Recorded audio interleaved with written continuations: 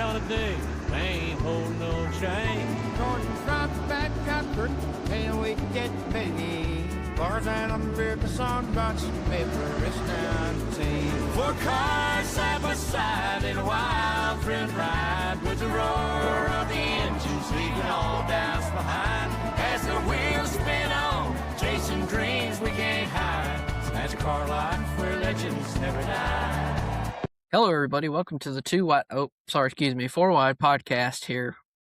Me and Balako are here once again this week, bringing you the very intensive review of the NASCAR weekend. It's been very crazy, a lot of storylines going on here. How you doing, buddy? Man, doing well. Getting good at this waiting game for the Clash, man. What do you mean? It's already been run, right? Yeah, it it would have if it was in Daytona, don't you know? Yeah, don't I know? Every single Facebook comment, every single tweet, I'm sure there's people on LinkedIn posting about it at this point. Like, it's getting crazy. Yeah, good old MySpace. You know what? I might just create us a MySpace page for our podcast. You should. I'm going to do it. Well, yeah. I've always thought of like MySpace and AOL email accounts as like in the same boat, you know? Yeah, ancient. Yeah. It's like dinosaur world. Yeah. But back then, man, if you had a MySpace page, you were it. You know, you were crazy. You were crazy. No Cool. doubt. Everybody would log in and hear your music playing on your page, whatever it was, and great With stuff. With your BlackBerry or your iPod Touch. Mm-hmm. The old Nano, man, the iPod Nanos. Yeah, for real. Man. Well, if you guys, been underneath a rock or probably underneath, Snowmageddon, is what I've called it here where I live. The Clash has not been run as of this Tuesday. It's supposedly scheduled for tomorrow, which is the 4th of February. It's supposed to be more weather moving in. They don't know what it's going to do. On the bright side, it's supposed to be above freezing when the weather comes in, but still, that will bring in the question of, will they run the race? Well, NASCAR has decided that they are going to elect to bring the wet weather tires to be available for the Clash, which is not a big, shocker. It's a short track. I mean, they've run these wet weather tires at short tracks. The only problem is if it snows, these are not snow tires. There's no such thing as snow tires. I guess you could throw some chains around them and just run them, but I don't know what else to do at this point. But yeah, Blake, man, how's the waiting game going for you? It's I guess it's probably safe to say the more and more this goes on, the more and more that 120% ticket credit sounds fantastic right about now. Especially 36 degrees, 34 degrees, and it's going to be raining. We have the official entry list now, so we can go over that. We obviously mentioned Burt Myers is going to be driving the 50 car for Amerivet. Not a big shocker. Ran a couple of short track races past Bowman Gray last year. And then Corey LaJoie is, of course, in the 6 car replacing Brad Keselowski, because Brad Keselowski's NASCAR driver's license, not, his actual driver's license, has expired. They're supposed to renew those every year, and he's supposedly supposed to renew it before Daytona. So even though there's this delay, he can still not get in the race car. Even if he was medically able, he's not cleared by NASCAR due to the legality things that they got going on over there. So Corey LaJoie will still be driving the 6 for RFK Racing. And the Garage 66 entry was confirmed to be Chad Fincham, not Flincham, Chad Fincham. Still long lost brother to Blake here. We got to get him on the podcast one time. Dude, that would be like meet your long lost relative. That's right, just without the L. That's right. He'll be driving the Garage 66. He's been a journeyman in NASCAR, making starts wherever he's been able to his whole entire career, which is very respectable. In all honesty, it's not an easy thing to get all the sponsorship and everything ready to go for that. So don't expect, a lot from them, but I mean, we expected a lot for Burt Myers last year, and then he kind of struggled early on, and the 66 car was outperforming him for a little bit. So really, it's a toss up with all those teams that don't have as much funding as your Hendrick Motorsports or your RFK, Joe Gibbs, 2311, even the tier teams that are slightly below.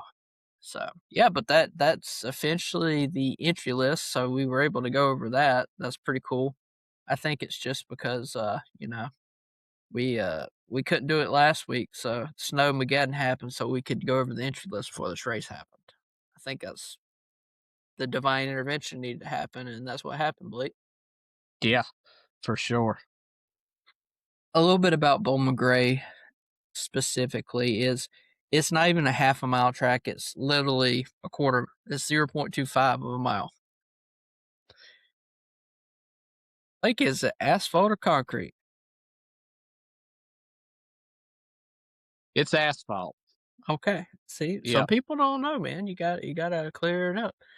They will have 5 dry weather sets and 4 wet sets of tires for this race, if they can get it in tomorrow. I think, man, let's just talk about some of the kind of the weather logistics, man. I think this has been such a tough predicament for NASCAR and definitely for the fans, everybody involved, right? Like all your keyboard warriors that's on social media and whatnot. NASCAR didn't choose for the weather to come in this past weekend, right? I've appreciated that they tried to postpone it as long as they could for the safety of the fans to make sure the roads melted and were decent enough to drive on, right? There's still some back roads that are tough, but for the most part, main highways are pretty dry at this point, right?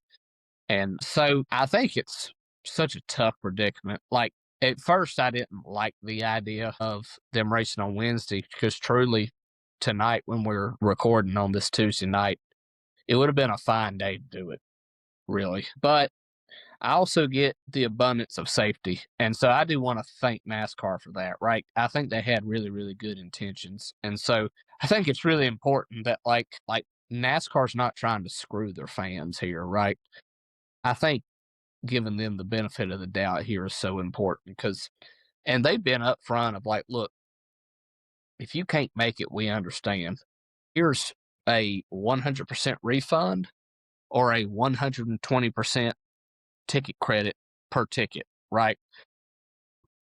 Like if I spend $100 on a ticket, they're going to give me a credit of $120, right? And so they're taking good care of the fans on that aspect, right? I remember back, man, it wasn't 10, 15 years ago, the tickets were non-refundable.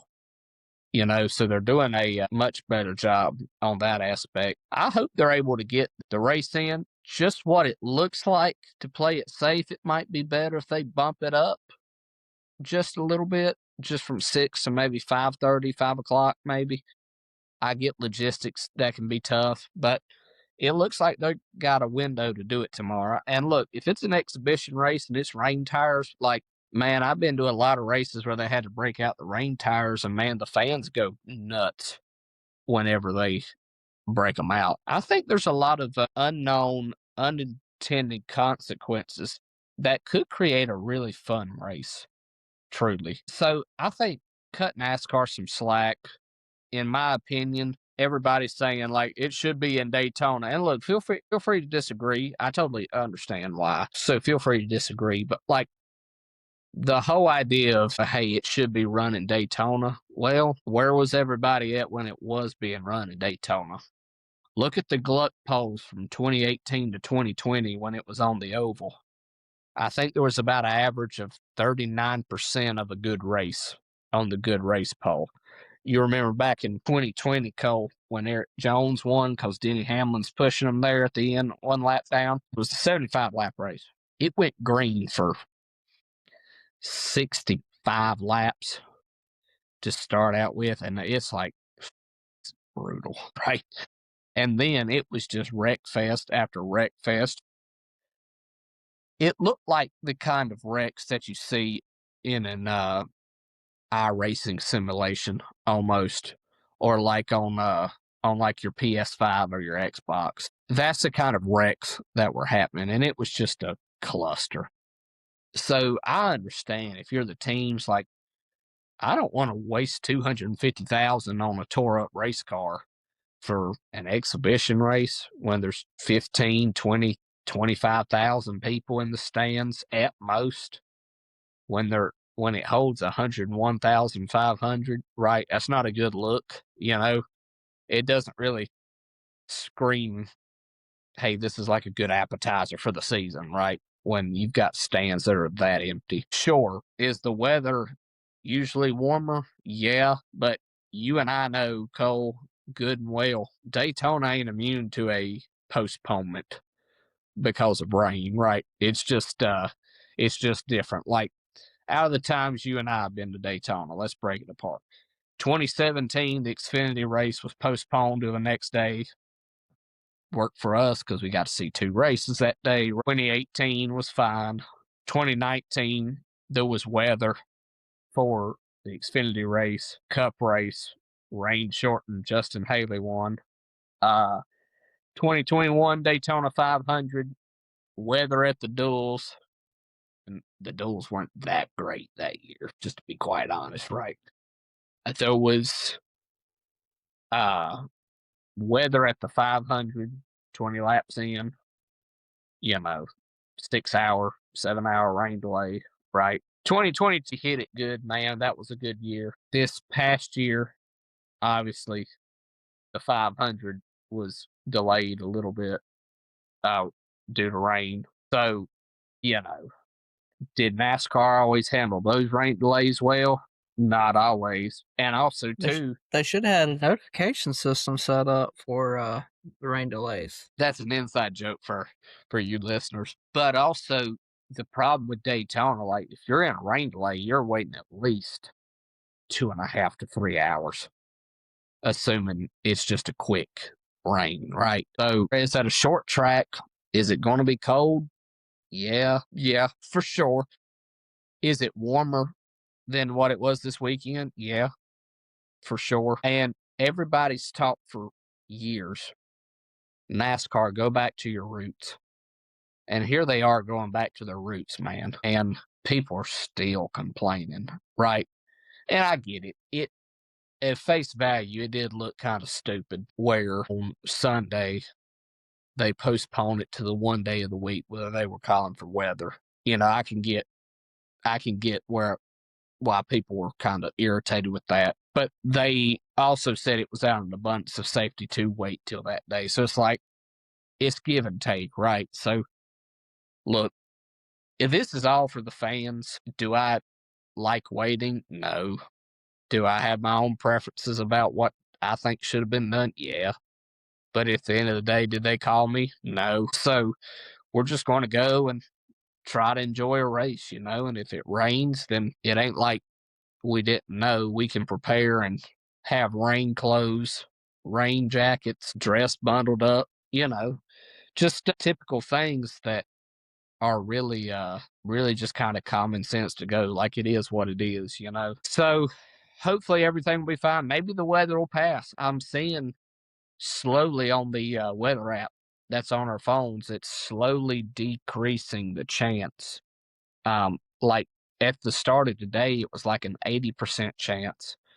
As of 9:48 p.m. Tuesday night, it's at like a 55% chance. So is there likely going to be something? Yeah, but it is slowly going down. So hopefully it will. Hopefully the weather will hold off and we can see a fun race. I guess given this, that we should mention that the heat races are no longer going on. Those have been eliminated due to time constraints. So it's practically qualifying, and they have those 3 groups, kind of the same aspect of what they're doing. The 3 groups, and the fastest 20 drivers across those 3 groups are going to be the ones that light themselves in on speed. So that will make the last chance qualifier, I think it'll make it even more interesting, to be honest with you, because sometimes they just don't bring a lot of speed to the racetrack. I think of people like Kyle Busch is not a great qualifier sometimes at particular points. Then you're going to see people like Burt Myers, who wants to get into the main show again. I mean, he might be able to make it in on speed. We don't know. I feel like those cars, are probably the most at the disadvantage to not making the qualifying speed, just based upon the funding and revenue that they have going in and out of the race car. But that fight, man, it's going to be interesting to see those drivers in that last chance qualifier.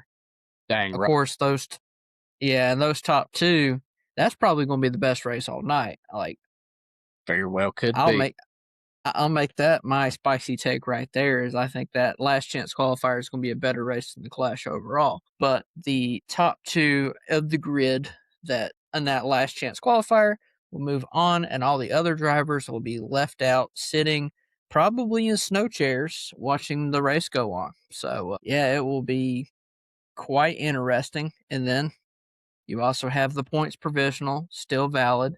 So the highest 2025 points standings person in the field that did not make the race on speed or in the last chance qualifier will get that last position. Don't forget about that. That could become pretty handy. It came in handy for Ryan Blaney last year. And it almost seemed like at one point Ryan Blaney was just kind of chillaxing because he knew he was going to get in with the provisional. And then he drove his way up in the field in the Clash and had a chance to be able to get up and win it. Watch out for whoever that is. Don't think that they're out of it just because they're in last. Yeah. Especially if there's someone that likes to use their bumper. Well, and I think here's a question that I'll ask you. I'd be interested to know your thoughts on it. Essentially, that means only Kyle Larson is pretty much granted the entry for the actual race, right?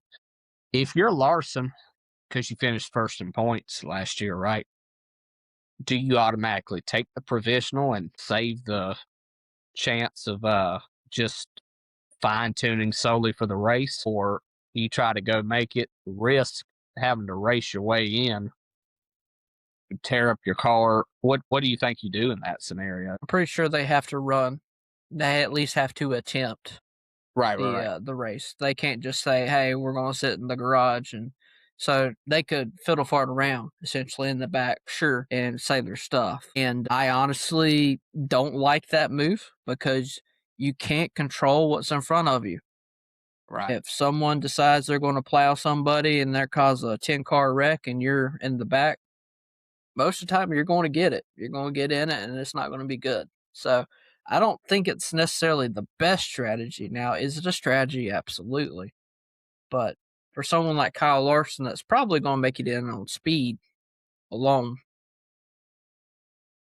it's more of if you're in the other 18 drivers in the last chance qualifier, I think that's the people that you need to look at. Like people like, If you go based off points, it's Larson, and I can't remember the exact order, but I know it was Larson, Briscoe, Hamlin, and Byron were your final four. It'd be interesting to see who 5th through 10th was, because like what you're saying, like Larson, Briscoe, Hamlin, and Byron are pretty much going to make it, right? So all fantastic short track racers. yeah, so it would be interesting to see who 5th through 10th was, because that might be where this applies to. Christopher Bale's number 5, which great short track racer. Blaney. Logano's probably making it in on speed, I would say. Yeah. Elliott, he won the Clash last year. Yeah.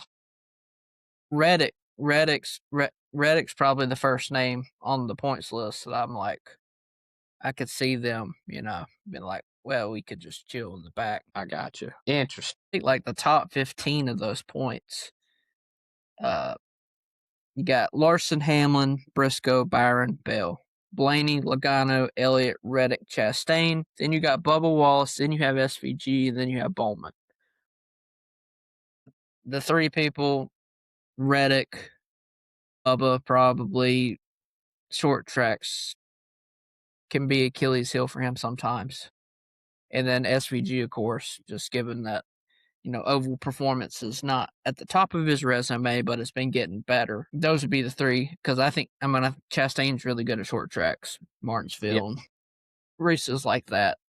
So, yeah, those would be the three guys I'm looking at, 2 2311 guys, and then SVG. But like you said, there could be, at a point where maybe Logano doesn't make the qualifying speed for whatever reason, and just kind of sits in the back and just turns the laps and does whatever he needs to do to take the provisional.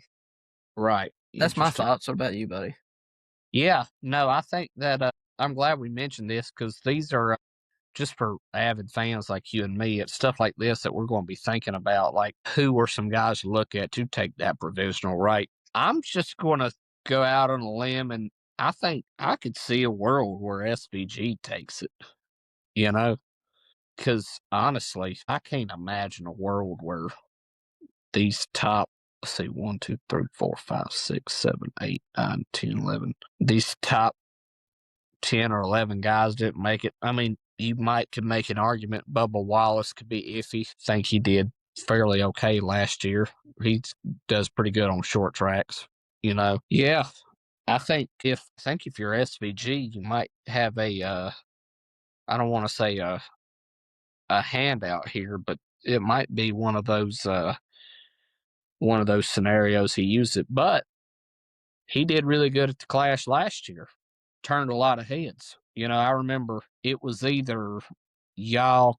I was currently 1 year ago sick at this time horribly, so I don't know if it was if we talked about it after, if y'all did, but like he did a great job for rookie at the Clash. Yeah, whoever takes that provisional, I'm going to be super interested to see because that'll definitely that's going to be the difference in your third and fourth place drivers in that last chance qualifying race for sure. Yeah, I think he was actually my dark horse going into the Clash last year. And then we were kind of like when we were at the Clash watching the heat races, we're like, it's got a lot of speed. Now, and during the actual main, people would call it in the racing community, Yeah, aka the Clash, yeah, he did okay. I mean, he struggled a little bit, but I mean that's kind of given. I'm looking forward to it, even if it's something that we might have to end up, even if it gets delayed even more or something where we might have to watch it from home. It's still going to be an interesting race regardless. Wherever you watch this race, it's not dependent on going to the race to be a good race. It's going to be a good race regardless. Now, I 100% believe that it's going to look bad because I think a lot of people are not going to make it to the race. And then, well, you guys were saying that the stands weren't full at Daytona. Well, they're not full at Bowman Gray right now. Well, it's on a Wednesday night, middle yeah, of the week, freezing cold, has potential of more snow/rain coming into the forecast. Meanwhile, Daytona is what they say, perfect weather, according to everybody on the internet. yeah. So they should just move it back to the Clash, move the Clash back to Daytona. Simple fix, right? Not so much. And you can tell that, like, it irritates us just hearing this personally. Now, on that same note, I don't mind the fans destructive. I have seen some fans have been like, look, take the Clash to Daytona, take the All-Star race to Bowman Gray, give Dover back a points race, everybody wins. I'm like, I actually don't hate that line of thinking. You know, I like that you've actually had a well thought out idea on the keyboard screen, right? I know this is a NASCAR podcast, but you look at the Rolex 24. If any of you kept up with that, there was a 6-hour fog caution. Imagine if that happened with NASCAR. You just kept the cars running around in fog for 6 hours. Imagine that. You'd be ready to burn the place down. Everywhere gets weather, right? I mean, the same people who are like, move it to Daytona, say they're a Rolex or IMSA and a NASCAR fan, we're probably the same people saying, what's going on with this fog, right? Like, even I even saw a fan, and I predicted this in the group chat, or it was either in the group chat or with you, Cole. I said, look, you're going to have some fans that are probably going to say, look, it's sunny in LA. And sure enough, even though these people were like, bring it back to Daytona back then, now they're like, hey, it's sunny in LA. And remember what happened with the last year of the Clash in LA? I don't know what you call it, monsoon, tropical cyclone, whatever was coming through on that Sunday through the next week and a half or something, which in Southern California for it to get that much rain is like what? Right. And so they had to move it up a day before, and not a lot of people in the stands because they had to move it up a whole day, and it was on pretty short notice too, like only 4, 5, 6 hours. So look, like I said, NASCAR is not trying to screw us. I firmly believe that. Right. February is just a unpredictable weather time. Right. And, you know, it ain't like we're going to move the Daytona 500 to March. Yeah, and start the season in March. You know, now it might be late February with the Super Bowl being moved back a week, and you know, NFL adding an extra week. You know, February 25th, 26th, that area. Yeah, maybe. But you can't control the weather. You know, like you look at last year, was it cold? Yeah. Did it stop the fans from coming out? Not a bit. Not in the least bit. And so, look, are the logistics perfect? No, but very rarely is it going to be. So I'm just trying to say, like, let's manage our expectations a little bit here. I mean, like Dale Jr. said, the clash at Daytona had become unrecognizable. If you really want to go all boomer, right? It had become unrecognizable. I understand winners 20 laps, perfect appetizer. You could bring back speed weeks, sure. But also, that did lead us back to Bowman Gray. And he said, I'm super excited about that, like the clash how it is now, too, right? So just support the racing, support your drivers, support the sport. Well, invite people to see their first race. Cole and I have taken many folks to see their first race, and they love it. And they absolutely love it. Even April of 2022, when we went to that Martinsville race that had snow and rain and sleet, right? Even the people we brought there were like, it's a pretty cool experience, except for the rain and the snow. They actually thought the actual event was pretty cool. And that race was terrible, like awful, right? It's like one of the worst rated short track races in our generation of NASCAR. But the person who was with Abby, she was like, even though it was so bad, she was even like invested in like, please somebody wreck, right? So like even in a bad scenario, these first time fans were like into it, you know, maybe in a reversal kind of way, right? But you know, I mean, imagine if all the race fans took one person who'd never been to a race to the track this year. Probably safe to say sellouts at that point wouldn't be far-fetched idea for about every race, really, you know.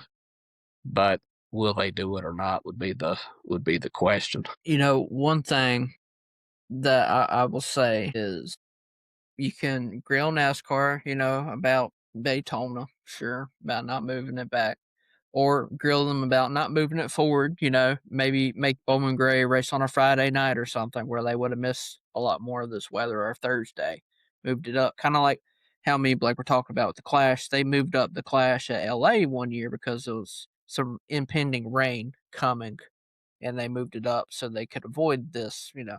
Now, snow and rain are polar opposites. I mean, they're the same precipitation in different forms, but when it comes to surfaces and ice and stuff, it's drastically different. But one thing that this has done is it's helped NASCAR out a little bit with the drivers, right? Because it's been showing the personality of the drivers. They've been posting images of them like racing on, you know, snow with the race cars, or have snowmobiles and stuff, and just joking around. A lot of social media posts. And then you had Ricky Stenhouse and Todd Gilliland out there shoveling snow off the stands at Bowman Gray.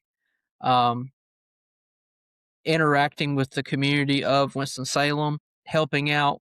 And shout out to all the people working at the racetrack throughout the week to do these. Most of these people are not, you know, employees. These people are volunteers most of the time that work at these racetracks. A lot of people don't think about that. There'd be many times that me and Blake are even talking at Daytona, and we're talking with people, and they're like, oh, we're volunteering or whatever. Yeah. They're not even, you know, paid by the racetrack. Same at Wilkesboro. that gets overlooked a lot of times. So shout out to those volunteers and those, even if they're employed, those people that have been working so hard to get the racetrack clear, to get the facilities ready, to kind of just overcome what's happened and make the best of what we've got at this point, which, you know, they could have just said, hey, canceling the clash this year, refunding the tickets. We'll see you guys at Daytona for the start of the year.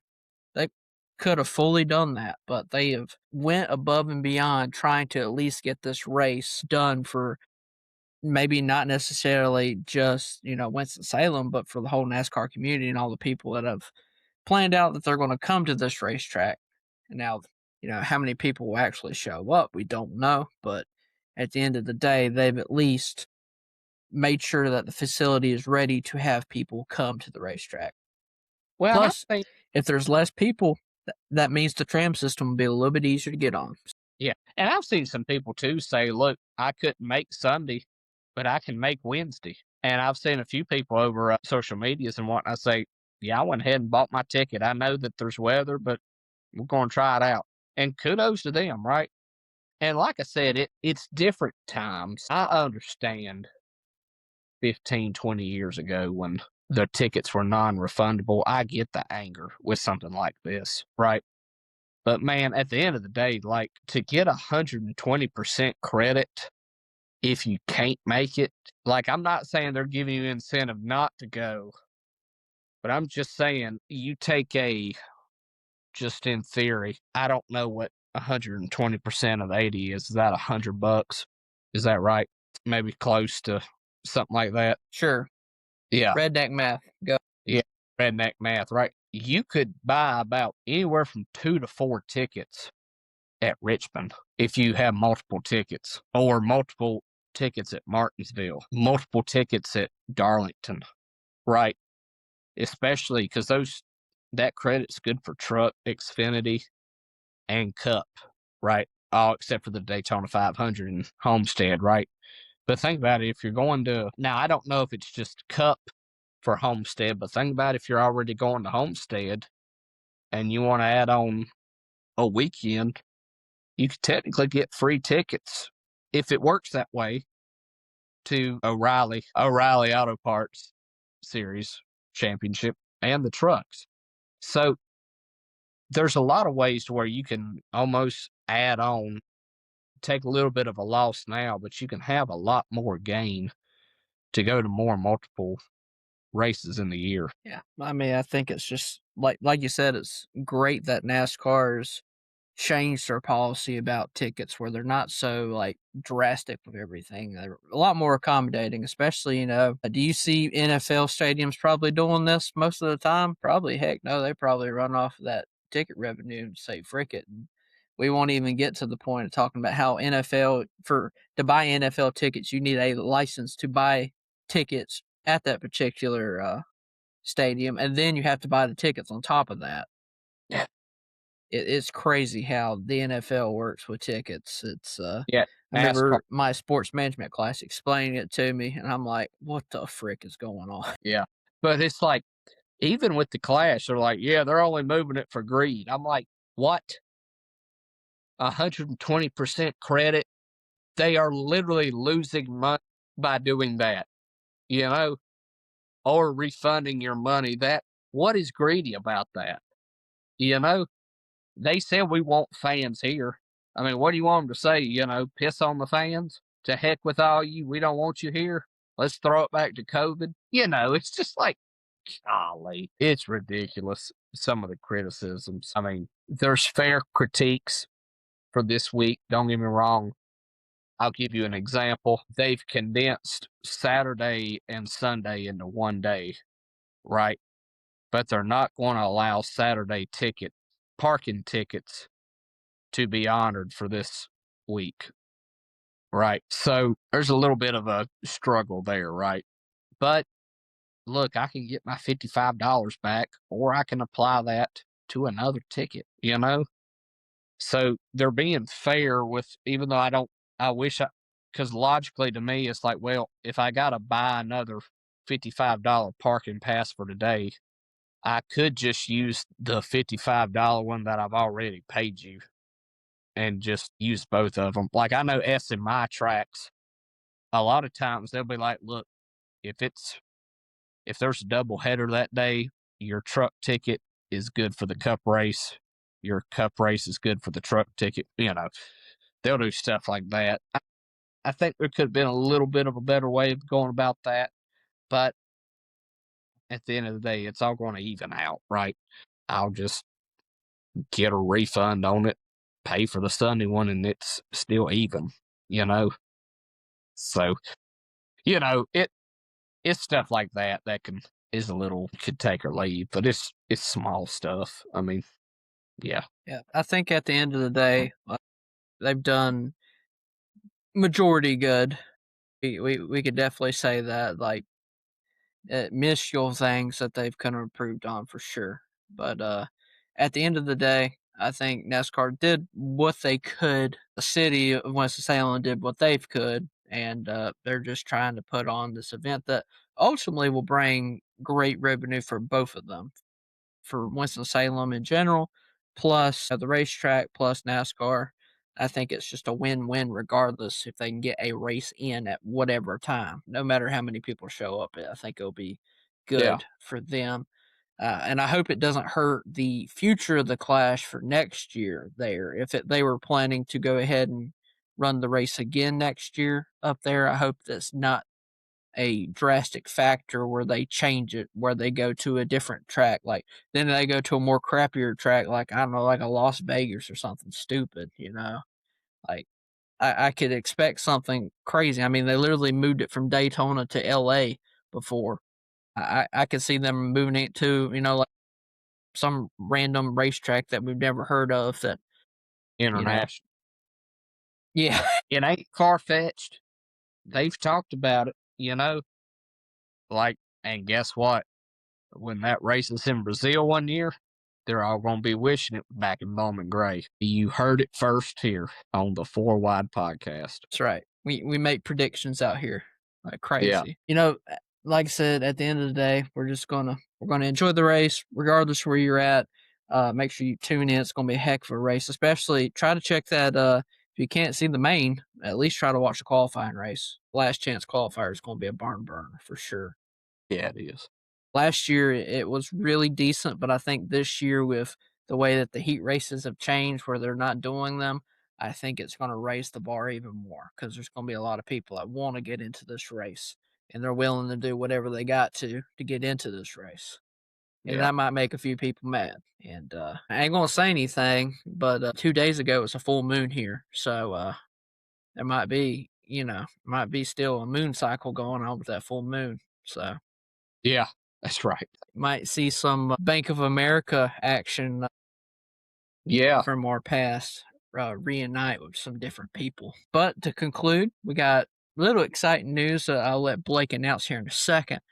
But before we always talk about our boy, Wilkes Catering, our premier partner here on the podcast.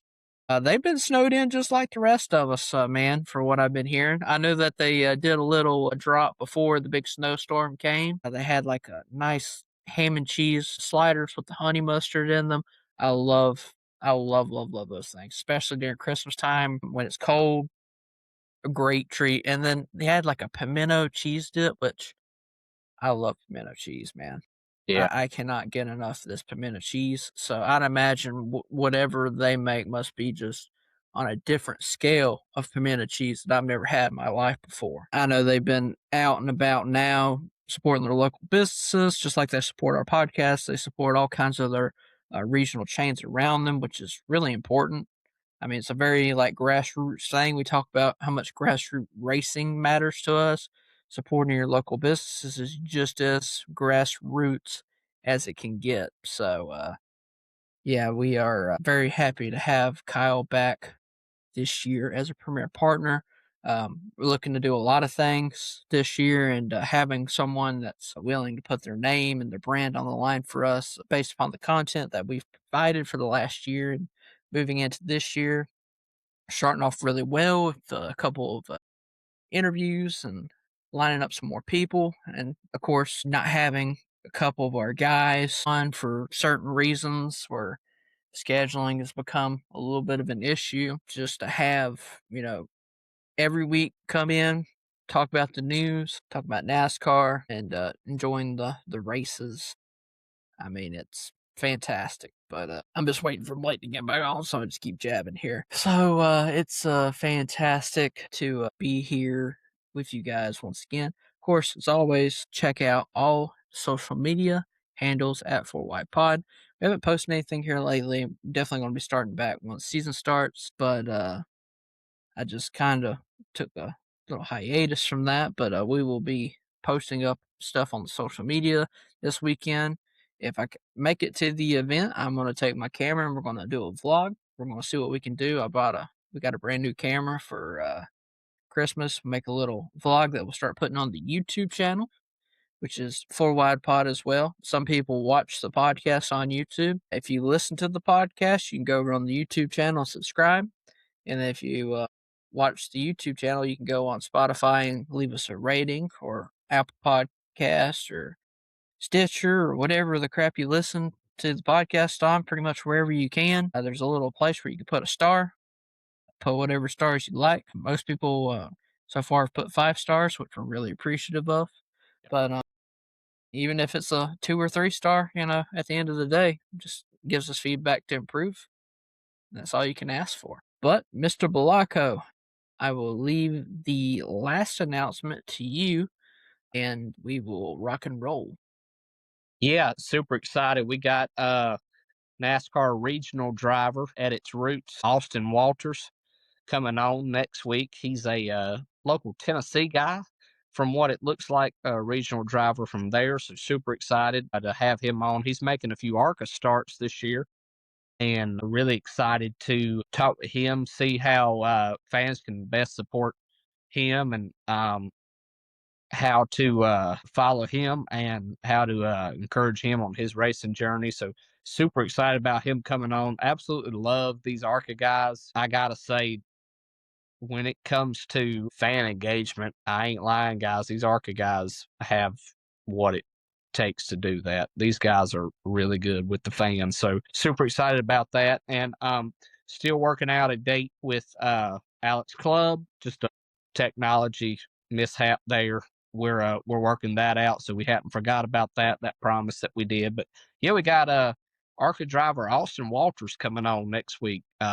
Guy who's super bold about his faith as well. I'm really looking forward to it. Don't know a lot about the guy, so really interested to get to know more about him and how I can best support him and encourage all of us to do that as well. It's one thing that I'm glad that you said this, because it kind of weighs on my mind a little bit, is we have now with NASCAR, we have this incentive program, on the upper levels about getting people on podcasts and certain engagement with news outlets or whatever. You get a certain amount of points, and then teams get paid, incentives and stuff for doing this. I would 100% that probably think ARCA probably doesn't get the same treatment just based upon everything that I've seen, but yet we've had more engagement on the ARCA level than we had with any other teams when we're trying to send emails out and talk to people and see if we can get anybody lined up. We have more responses on these lower levels than we do on the upper levels. And sure, you could say that's just based upon how size of our podcast. I'm sure if we were like a bigger podcast, like, Yeah. that you download or something, we could ask about whoever they wanted to, and then they were like, oh yeah, we can get credits and stuff. But you know just for like us fans, us normal people trying to do this podcast, these ARCA, some of the truck drivers, they do such a great job with this fan interaction that these upper level drivers could use a little bit more. And I'm sure they have oodles of sponsorship obligations and driver meetings and stuff like that. But even if it's just taking 15 to 20 minutes for a podcast, it can do wonders for just a fan's perspective on somebody, where you sit down and you might have a certain, thought about somebody, but then you, even like when you go to the drivers merch haulers and stuff and you meet somebody and you're like really necessarily never really thought a lot of them, and you go through and see how kind and generous, and they kind of it's not like they're just there. They kind of like ooze genuineness. Yeah. Then you're like, okay, maybe my thoughts have changed on this particular driver just based upon this experience. And you wouldn't have known that if you didn't get in the line, sure. Look, But to piggyback off that, for me, I had that same experience with Carson Hocevar, man. Didn't really care too much for him. Saw how great he was around the fans at Dega. Loved the guy since, and that's just to piggyback what you were saying. Super good point. we're fans at the end of the day. We're not a big media. The interactions that we have with said drivers on any level means a lot. And I just think that it's been really cool to see these ARCA drivers and personalities and other people that have been so enthusiastic about wanting to come on the podcast and talk racing in general. It's been really cool, inspiring for us more or less than anything. So that's probably not even like anything that's really needed to be said, but I felt like it was pretty cool to talk about. So I said, frick it, we got, an hour to talk. Let's sit here and talk about it, right? Yeah, for sure. And one quick thing I do want to mention, I'll be quick about it. Super grateful, like these guys who come on. Stephen Malazzi is doing a campaign to get Ram Trucks attention. If you're listening and you enjoyed the Malazzi episode, go and give him a like and a follow. And under his video that he's made for Ram Trucks, tag Ram Trucks and help him out. I think it would be great if he was able to get one of the opportunities with the colleague Ram Trucks this year. So if you could do that, I think that would be awesome to help out Stephen Malazzi. Tag Ram, colleague, Rice, Chris Rice, right? Whoever, and try to get him an opportunity at the end of the day. He's one thing that when we sat down and talked with him, and you guys have not watched the episode, you need to go back. It's an absolute wonderful episode. It's probably one of my favorites for sure. I've never enjoyed talking to somebody so much on this podcast before. No offense, Blake. No offense. You know what? No, I'm just kidding. He just throws phone against the wall. I quit. I ain't coming back. But that episode was it was eye opening. It almost, we've done this podcast for a year coming up. I mean, we might be up on a year now. I don't know when our first official episode, but I think it was in February. So it's got to be close if it's not already. So we've been going on for a year now. And, fires kind of burn dim sometimes when you don't have a lot of motivation, but like that one episode threw so much like logs onto our fire, so to speak, really just reignited us. And we were still going to come on and do everything that we do every week. That's ultimately the plan, but now it's just like we're ever so more motivated. And then maybe that's just me personally speaking here, but that's so hopefully it'll be nice and warm tomorrow like a fire, but we about know that's not going to be the case. So right, you guys, if you guys are going to the race, make sure you bundle up like we talked about last week. Be prepared because it'll be colder than it was last year, just based upon like rain and stuff. Adds an extra chill factor. Wear everything appropriately. Get everything stocked up. Get ready to be wet, just in case the rain comes down or snow, and just have some plans in case if anything gets kind of crazy. So anything you want to add there, Blanco? I think that does it for this week. Hopefully everything goes well tomorrow. Can stay a little dry and have some fun at Bowman Gray. All right, ladies and gents. We'll see you next week here on the Four Wide Podcast. Peace, love, and chicken grease, baby. See you later.